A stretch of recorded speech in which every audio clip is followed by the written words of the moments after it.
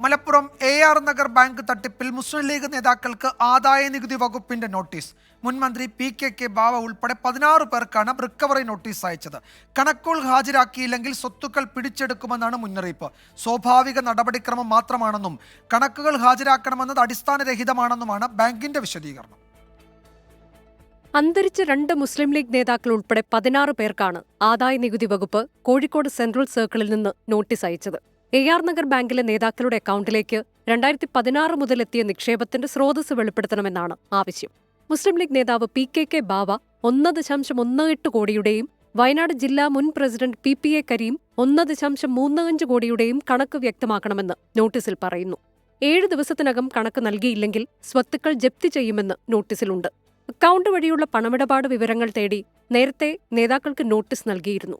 ഇതിന് മറുപടി നൽകാതിരുന്നതോടെയാണ് ആദായനികുതി വകുപ്പ് റിക്കവറി നോട്ടീസ് നൽകിയത്.